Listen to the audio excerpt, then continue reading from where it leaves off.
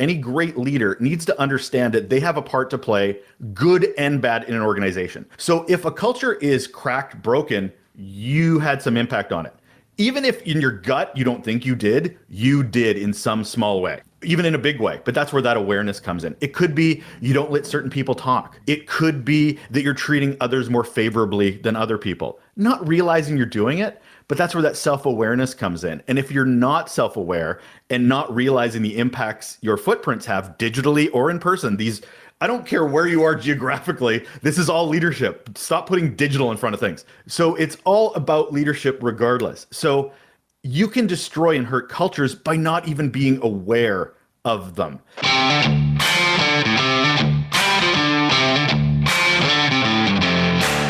You work hard in your business. On the Profit by Design podcast, we ask the big question. What has your business done for you lately?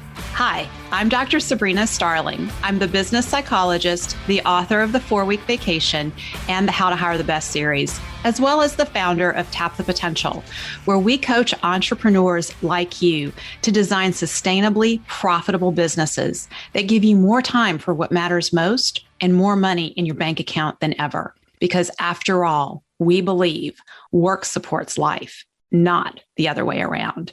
Weekly on the Profit by Design podcast, we bring you tips, tools, and strategies from our own experiences and from the experiences of our guests who are entrepreneurial thought leaders and real life entrepreneurs, all to support you in making intentionally profitable and sustainable business decisions to live the lifestyle you desire. Hello, and welcome to the Profit by Design podcast. I'm your host, Dr. Sabrina Starling, the business psychologist and the author of the international bestseller, How to Hire the Best, as well as the 4-Week Vacation. And today we are going to talk about how do you create a healthy workplace culture that your team members want to be a part of? And more importantly, what do you need to know to avoid destroying a healthy culture? So if you find workplace culture to be a baffling topic as a small business owner, and you aren't even sure if you have a culture in your business, today's topic is going to be extremely helpful to you. I have a special guest joining me, and I'll share with you who that is in just a moment. And I want to share a very special opportunity that's coming up. I want to make sure you don't miss out. If you have been feeling like you're struggling alone as a small business owner and you're tired of dealing with all the challenges, your business is growing, and as it grows, it's just taking more and more of your time. The complexity just keeps piling on. I want to invite you to join us starting Monday, October 2nd for our Better Business, Better Life Jumpstart. This is where you're going to get the inside scoop from me and the Tap the Potential team on how to use the strategies within the Tap the Potential solution to simplify your business, to create ease, and to make your business more profitable. So if you've been following along on the Profit by Design podcast and binge listening to those episodes, first off, know that I greatly appreciate you for doing that. And if you want to really understand the big picture, the Jumpstart is where you need to be. So many members of our Tap the Potential community have participated in the Jumpstart and gotten so much value out of it. Every session in the Jumpstart is packed with $10,000 an hour takeaways, things that are easy for you to implement in your business that afternoon, that have sweeping changes in how you run your business in the days and years to come, that allow your business to run more effortlessly and give you more time for what matters most and be more profitable. So the Jumpstart is happening Monday, October 2nd. Runs the whole week, 1 hour each day. We cover one topic in the Tap the Potential solution each day. You get to work with me personally. I'll answer your questions. It's a live closed door Zoom training. Head on over to tapthepotential.com/jumpstart. So with no further ado, I want to bring in our special guest today and introduce you to him. This is Russel Lolacher. Russel is an international speaker, podcaster, and advocate in helping leaders create great cultures and not destroy them. He's the creator and host of Relationships at Work, the leadership guide to creating a workplace we love, a podcast and YouTube show digging into timely and relevant topics with global experts on how to create healthy organizations. He's held successful leadership and communication roles in various organizations for almost 30 years, at one time retaining the same team for almost 12 years. Okay, Russell, we're going to have to dig into that. That is pretty amazing. His work and expertise in building employee and customer trust has been recognized on international stages in Forbes, by Microsoft, and HootSuite. He's been recognized as a top thought leader by the International Customer Management Institute, ICMI, 4 times. Oh my goodness. Russell, you know so much here. I just can't wait for us to dive in and really dig into how do we create these great cultures. And I'm curious, I know I'm passionate about creating a great place to work, and I have a big story behind that. How did you come into this, and what drives your passion? Well, thanks for having me. I'm thrilled to be here. Hi. So I think the first thing with me is I've always been human first, human centric in anything I did. And I did a lot of soul searching around the why, what that is. And it really came down to I hate people being treated badly. And that moved me into customer service for a long time. And that was very much my passion of I hated organizations and brands that didn't get back to people, didn't do the things that you need to do to build relationships. And then once I'm at this conference, probably 2017 maybe, and I was on a panel. It was a big customer service conference in San Francisco. And I started asking questions of everybody around employees. And the glazed looks I got when I asked, like, so what are you doing for your employees? What about your employees? How are you retaining your employees? And just what? Who? Oh, employees. It was just this other thing that customers equal money, employees, we haven't figured that out yet. It broke my heart. So for me to have that people being treated, I hate people being treated badly, just shifted into the employee side of things. It was customers, but it really just morphed into, I'm a communications and leadership nerd. That's where all my background is. So to actually treat humans like humans, to actually treat diversity, equity, inclusivity, and all these things as real tangible things we make intention around, it just spoke to me. So I pivoted quite quickly into speaking on this and talking to guests and doing research on this as my passion. So that's really where I've been focusing my efforts in the last couple of years, 5, 6, 7 years. That's phenomenal. I so agree that our team members are often treated as an afterthought. Like, yes, we want to hire A players and get them on our team, but we don't really think about, well, how do we take care of them? How do we create a place where they want to be? I mean, we give all kinds of thoughts to how do we attract great customers and clients, and how do we keep them, and how do we serve them? So in my experience, and I'm curious about your thoughts on this, my experience is when we take really good care of our team members, they take exceptional care of our clients and customers. Well, the thing is generally organizations hire to fit a role. So you're basically hiring a puzzle piece for an organization to do a thing. That doesn't include any piece of humanity whatsoever. That completely is about, you are hired to do a thing. Now come in and do a thing. Well, a robot is technically that, not a human being. So when you're bringing a person into the role, it's about understanding the personalization, understanding that they're humans, that they have their own values, and how they align with the values of the organization and the CEO and the senior leadership and the existing employees. There's so many extra layers to this that is beyond the resume and the, can you do the thing we're hiring to pay you for? That's the piece that will really help with retention and happy, healthy cultures, because that's the human side of it, not the productivity side of it. Both vastly important, but we only seem to focus on the one far more than the other. Yeah, that's such a good point. So let's dig into the impact that leaders have on culture, and the good and the bad. Well, the funny thing is, I've had conversations with executive leaders, entrepreneurs, where they're curious about creating a culture with an organization that's already been around for a while. I'm like, you already have one, right? It already exists. You're just not a part of it, or you're not aware of it. But even if you have 2 staff, if you have 2,000 staff, they're talking to each other. They have a way of interplaying with each other. So cultures are happening, subcultures are happening within those cultures vastly more than any people have any understanding of if they don't make that intention to do it. So when it comes to impact, I like to talk about it from three levels: air, land, and sea. So the air level is much more the very high level, which is things as a leader you can't control. COVID, economic pressures, family pressures. These are things as a leader in an organization we have no control over, but we damn better well sure have empathy, compassion, and awareness of, because you don't become a different person once you walk through the door. You still are weighing all this, and it's impacting your work, your relationships at work. Yeah, see the plug there for the podcast. That was good. Needless to say, it's very much a high level. So it's not something you can impact good or bad, but if you ignore it and you don't take it on as understanding that these are people that come to work and are impacted outside those doors off that computer screen, then you're not being the leader that you think you are.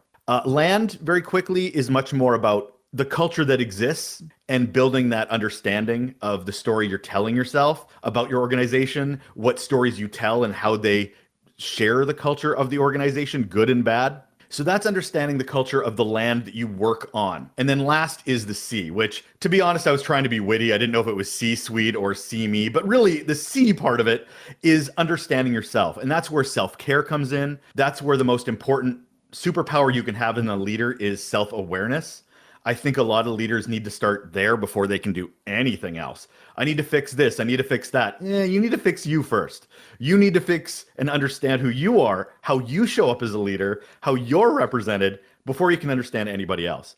And accountability comes in there as well. So if you look at it from those three levels, you can get a much better understanding of good and bad of the ecosystem in which you work so that you can show up the best possible way. Let's dig into the self-awareness piece for us as leaders, because this is the biggest component. And I hear small business owners all the time getting very frustrated with their team members, the lack of performance, the lack of engagement.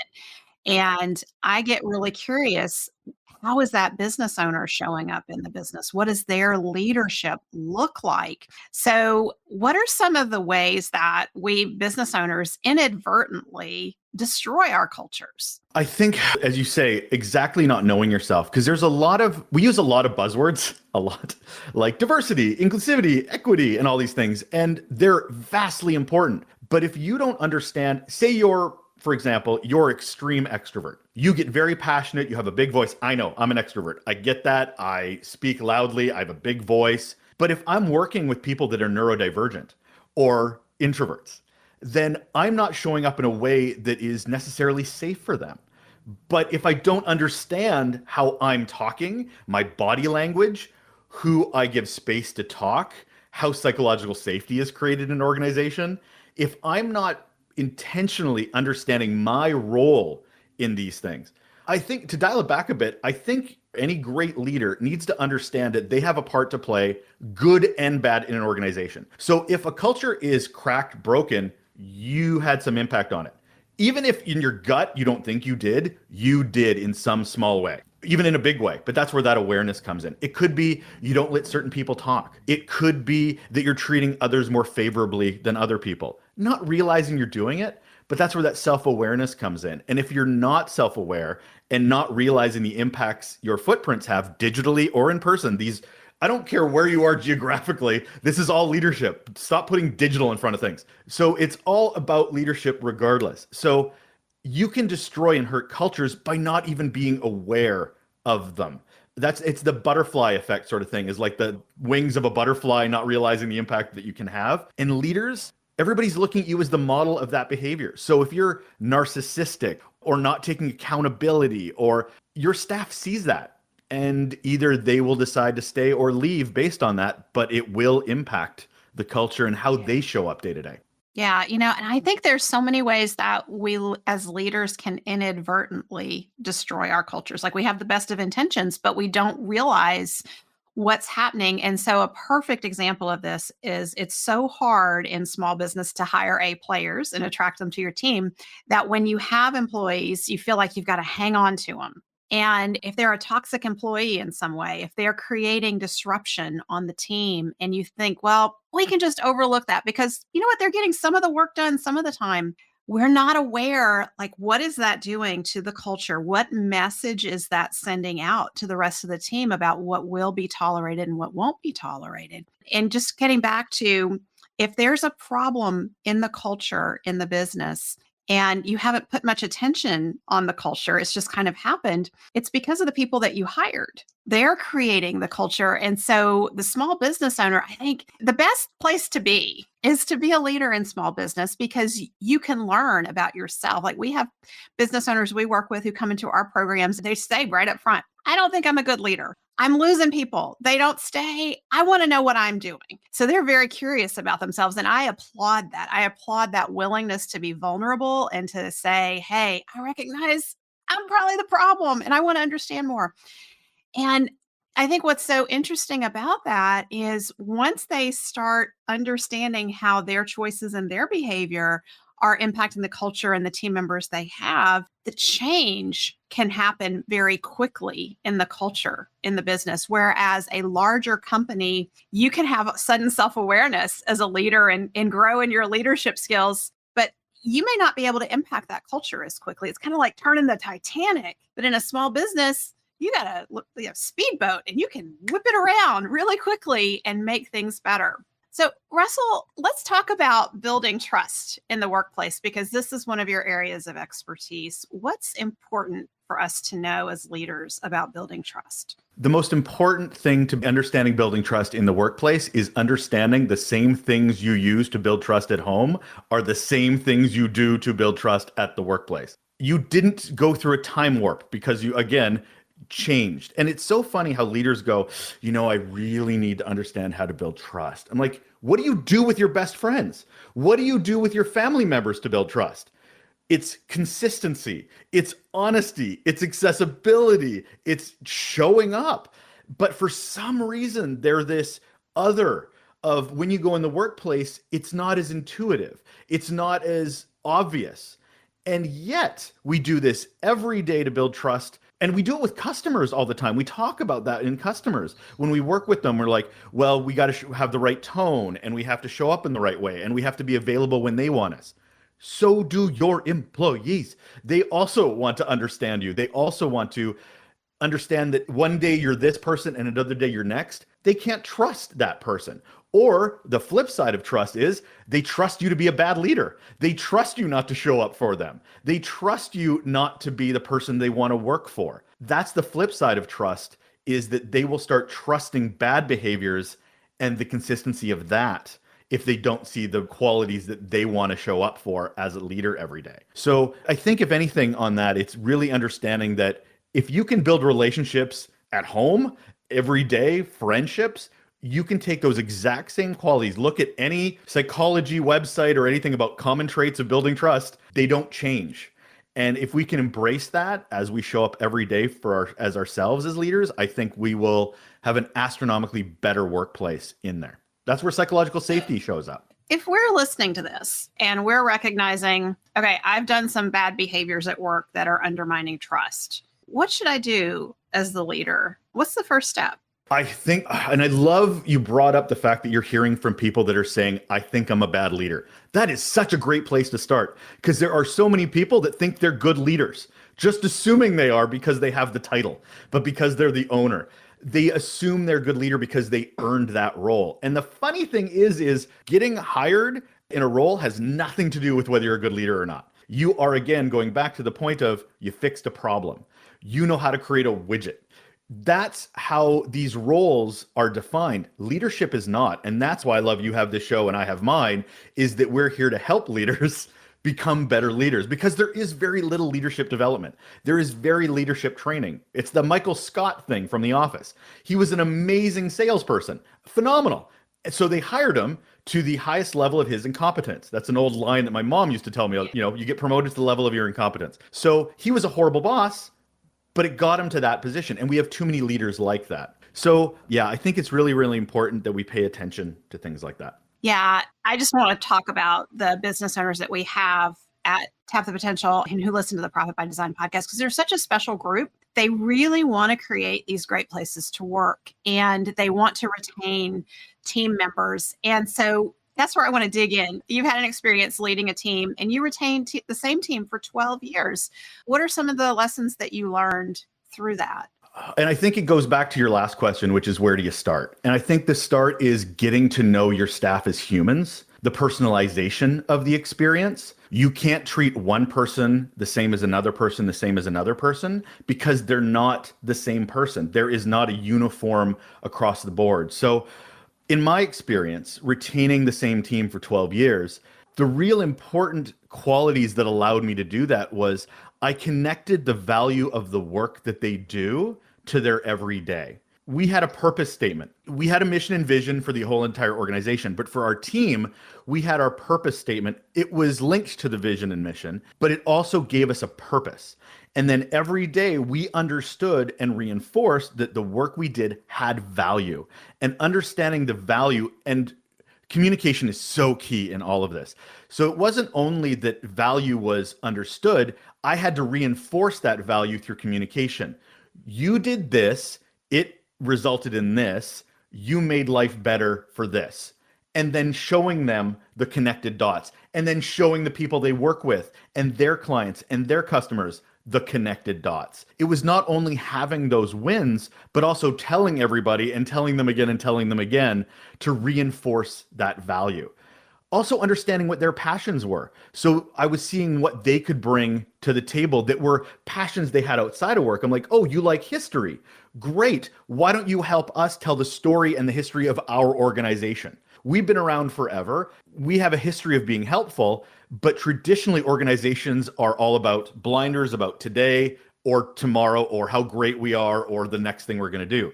Not talking about the legacy of an organization, not talking about the fact that we've been around for decades helping the public, helping our clients. And she had such an affinity for that and such a passion for understanding history as a whole. So why not take that passion, turn around, put it in within our organization to help the brand, to help the relationships. And she excelled and loved it. So she showed up, she got recognition for it. She got to brag about other people in the organization through that history building and history spotlight, which just built more and more relationships. So if anything, I think it was definitely personalization. It was psychological safety. My team told me I sucked all the time. They told me every time I did something wrong or something they disagreed with. Did I do what they told me to do?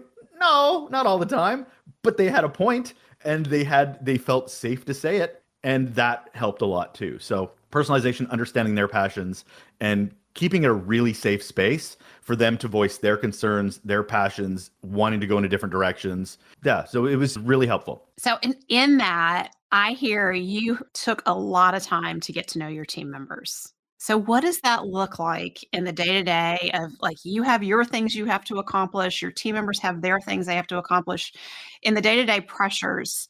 How did you make space to get to know your team members in that way? Well, first we scheduled time. I actually scheduled time in my calendar that was their time, not my time. It wasn't about me going, what are you doing? Productivity review, performance review. Truthfully, I saw that in their day to day. I knew what they were doing because I was aware of the work and the goals and the metrics we were trying to hit. I knew what they were doing. But to get them to know them as people, I provided them scheduled time in my calendar for them to come in and go, what do you want to talk about? For half an hour. It could be their career. It could be some things that were happening at home. But I also had the relationship with them that they felt comfortable to have that conversation. Keep in mind, it was scheduled for half an hour. They could take 5 minutes and go, I got nothing to talk about today. Great. Take care. Go away. Or we were busting at the seams trying to get everything in.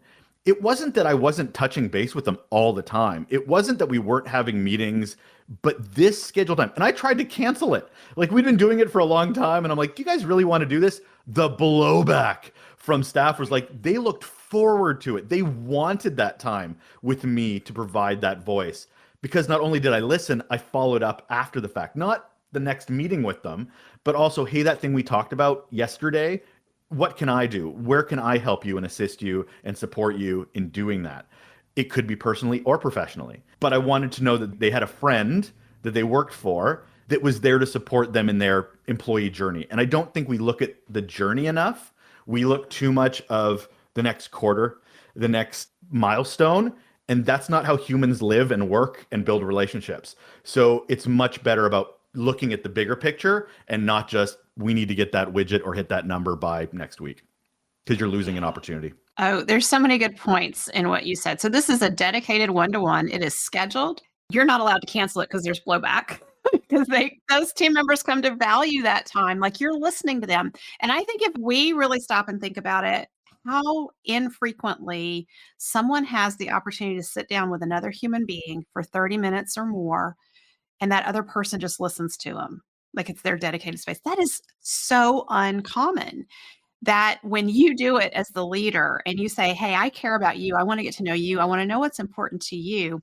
And the other thing, Russell, that you touched on, and I love that you're touching on this because it ties right into one of my pet projects. I'm developing a course on player development plans, teaching leaders how to focus on that team member's journey, just like what you said, and looking at who are they as a person? What matters to them in their life? Why are they here in this role doing this thing? How does that serve their greater journey in life? And how do we look for ways to support them on that journey? Because I firmly believe that our team members are with us for a special time in life, not forever. And how are we going to make an impact? And I love mentoring. And I find that a lot of our business owners at Tap the Potential, as they work themselves out of the day-to-day in the business, number one, they have more time to just sit and listen to team members. They also have more time for mentoring. And there's a lot of satisfaction and joy that they derive from just being able to be the mentor and not even having to worry about, are you hitting your sales goal? Are you doing this? Are you doing that? I also heard you say you have ways of tracking metrics. You know what's going on with them in the day-to-day. So that allows that greater conversation to happen. And you tie that all into retention, and it's the relationship building. The employee journey, unfortunately, I think is thought of as onboarding only.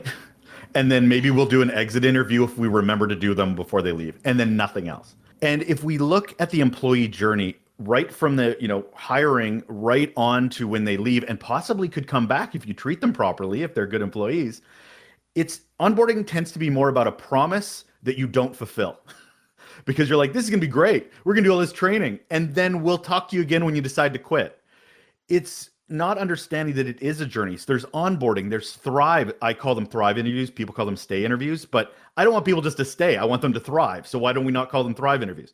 So thrive interviews, and then the exit interview. So I love that you're looking at the human, and then the journey has to, and you as the employer are a part of that, and guiding and supporting and nurturing that journey wherever it might go. But we can't just ignore it and think the hiring process is the end of the journey.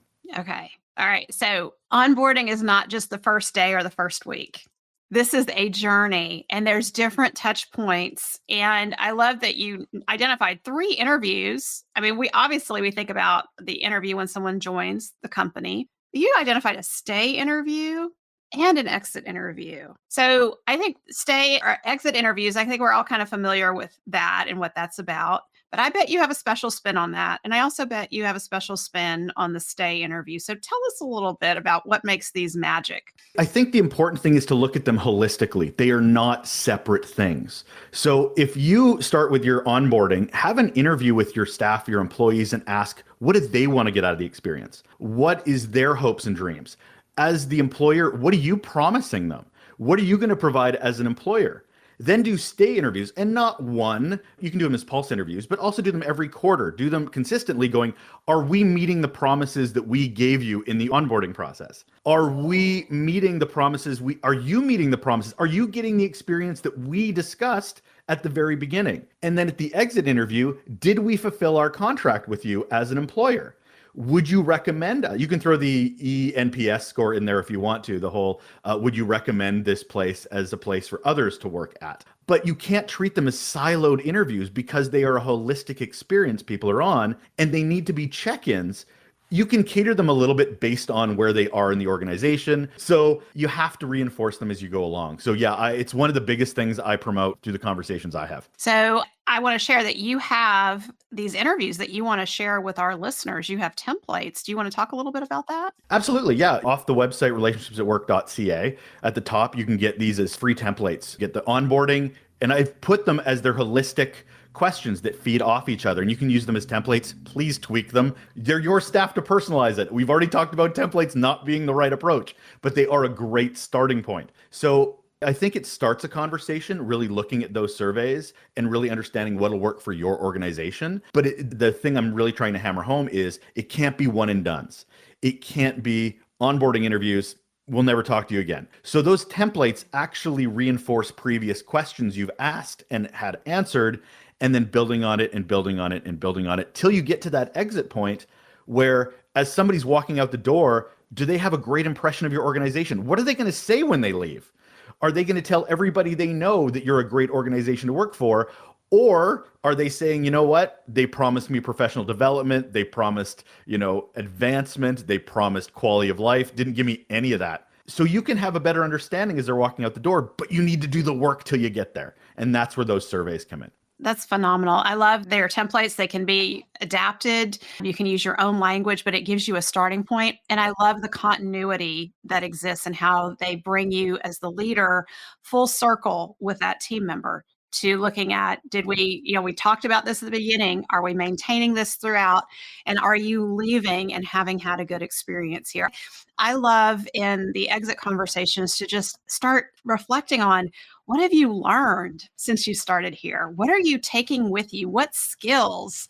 And, who have you become since you started here? And really letting that team member go out on that note of, there were some bumps in the road, there were challenges, but look at these things that I'm taking with me from this experience. Because I really believe that our team members who leave us can be some of our greatest referral sources to bring new team members into the organization, because they get us, they know what our culture is like, they know who's a good fit and who's not a good fit. And so it's not, when we say goodbye and they leave the organization, it's not they're gone forever. These are people we want to stay in touch with, and we want to continue to nurture those relationships. And I think that comes full circle into bringing other great people into the organization over time. Exit interviews shouldn't be bad breakups. It's that bad girlfriend or boyfriend that you never want to see again. Yeah. You want to build relationships. They matter to you at one point. And that's it. They also provide an opportunity for the organization, for the leaders to understand their role in that journey, how they failed and how they succeeded in that journey. It's not just about the employee. It's a self-reflection tool. That's fantastic. Well, thank you so much. Give that link again so that people can get these templates. Yes, relationshipsatwork.ca. I'm Canadian, so I got the .ca at the end. At the top right, you'll see free employee interviews, and right there you can download. And there you go. Yeah, that's awesome. So, Russell, I appreciate you being here and sharing some wisdom and insights on how we can create these great places to work. I want to share with our listeners just a reminder that if you feel like you've been struggling alone, you're running your business and the challenges just keep coming at you and you feel like, wow, is there something wrong with me? No, it's not you. That's the nature of the beast when you have a growing business. I want to encourage you to join us for our Better Business, Better Life Jumpstart starting Monday, October 2nd. You get to work with me and the Tap the Potential team. I will walk you through the steps of the Tap the Potential solution to help you simplify your business, increase your ease, attract the best clients and customers and the best team members. So join us, tapthepotential.com/jumpstart. And again, don't forget to grab Russell's templates on onboarding interviews, stay interviews, and exit interviews at relationshipsatwork.ca. Thanks again, Russell. My pleasure. Thank you so much for having me on. Thank you for spending time with me today. Join me in our Tap the Potential Mighty Networks community at tapthepotential.com/group. Share your aha moments from today's episode, ask me questions, and join in on the fun with your fellow entrepreneurs on the journey to designing sustainably profitable businesses that give you more time for what matters most and more money in your bank account than ever. Isn't it time you take your life back? And finally, share today's episode with a friend if you know a friend who would enjoy it. This is real life business. Keep your chin up, keep moving forward. You got this.